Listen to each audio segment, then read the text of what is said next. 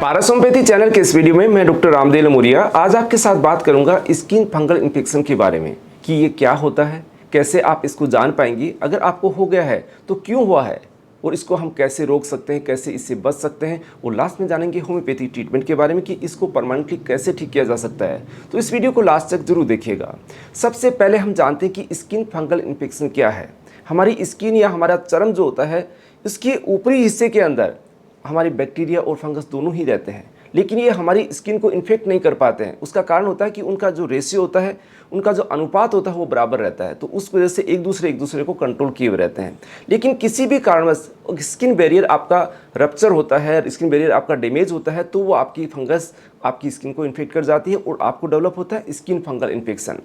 अब आप इसको कैसे जान पाएंगे? आपने देखा होगा कि हमारी बॉडी पे अलग अलग तरीके के रैसेस बनते हैं, अलग अलग तरीके के इरप्शंस बनते हैं। तो उसके अंदर क्या होता है कि छोटे छोटे लाल लाल आपको दाने बनना होगा, स्टार्ट होगा।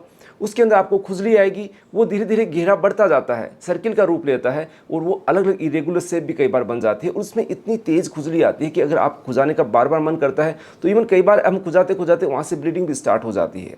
तो ये जो कंडीशंस होती है ज़्यादातर होती है फंगल इन्फेक्शन की।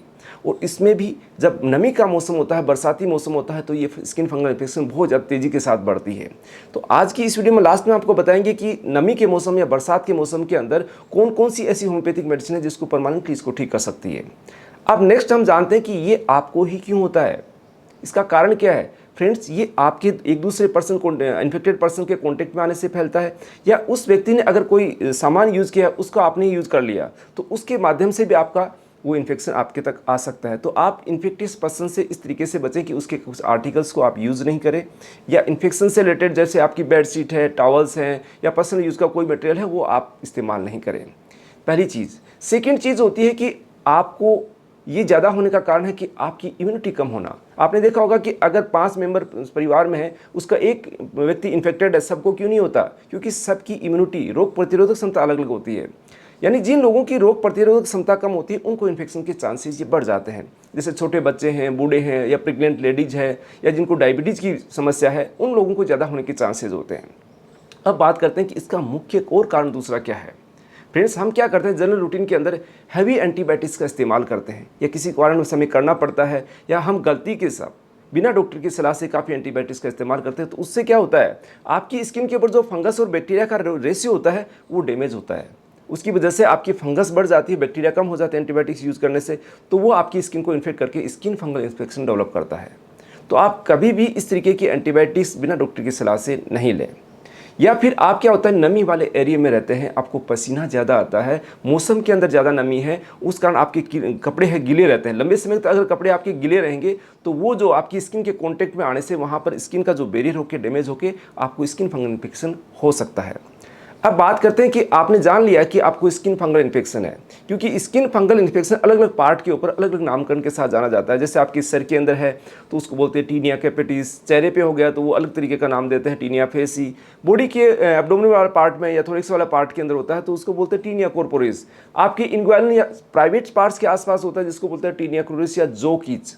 आपके पैरों के अंदर है तो उसको बोलते हैं एथलीट्स फुट। अलग अलग तरीके के इन्फेक्शन को अलग अलग नामकरण किया जाता है।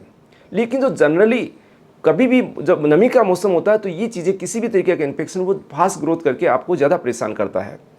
अब बात करते हैं कि इससे हम कैसे बच सकते हैं। पहला होता है ट्रीटमेंट के साथ में अगर आप बचाव का ध्यान रखेंगे तो अच्छी तरीके से इसको कवर कर पाएंगे। सबसे पहला है कि अगर आपको नमी के मौसम में या बरसात के मौसम में है तो आप अगर गीले कपड़े हो गए उसको तुरंत चेंज करें। लंबे समय तक गीले कपड़े की वजह से ये ज़्यादा स्प्रेड करता है।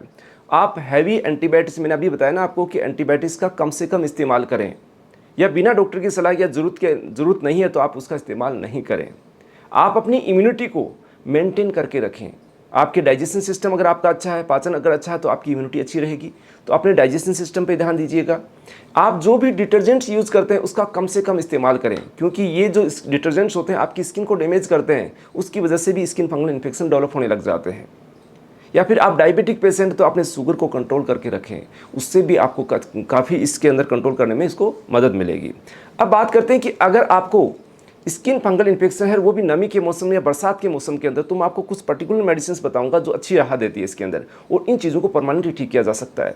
आपने देखा होगा कि कई बार हम लोकल ऑइंटमेंट्स इस्तेमाल करते हैं कि दाद की ये दवा है, इसको इस्तेमाल कर लीजिएगा, स्किन फंगल इन्फेक्शन होगा ये ऑइंटमेंट इस्तेमाल कर लीजिएगा, बहुत सारी एंटी फंगल दवाइयाँ ले लेते हैं, कुछ टाइम के लिए वो चीज़ कंट्रोल होती है, फिर वापस बढ़ने लग जाती है या फिर आपको बार बार परेशान करने लग जाती है। तो होम्योपैथिक मेडिसिन वहाँ पर अच्छी इफेक्टिव होती है, उसको परमानेंटली ठीक कर सकती है। तो इसके अंदर टॉप लीडिंग मेडिसिन आती है जब बरसात का मौसम या नमी ज़्यादा बनी रहती है, तो उसमें होती है डल का मारा, जिसके अंदर आपको तेज़ खुजली आती है, खुजली भी इतनी तेज़ आती है कि आप खुजाते खुजाते वहाँ से ब्लड तक आने लग जाता है। तो ऐसी कंडीशन के अंदर सबसे बेस्ट मेडिसिन है डल का मारा। इसकी 30 पावर को 2 से 3 बूंद जीभ पे आप डाल के ले सकते हैं या आधा कप पानी में डाल के लिया जा सकता है।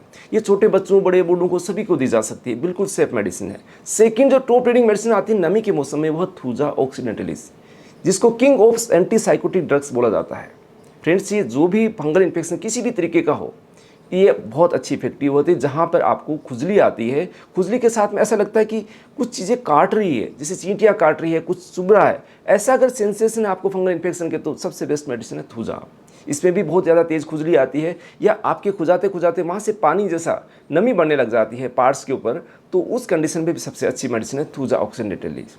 इसके अलावा होम्योपैथी के अंदर बहुत सारी दवाइयाँ आती हैं, आपकी प्रकृति, आपके व्यवहार, आपके खान पान, आपकी लोकेशंस, आपकी कंडीशंस, सबको ध्यान में रखते दी जाती है। तो अगर आपको भी लंबे समय से इन्फेक्शन, तो आप होम्योपैथी ट्रीटमेंट जरूर आजमाइएगा, उसको प्रॉपर तरीके से लीजिएगा जिससे आप इससे राहत पा सकें।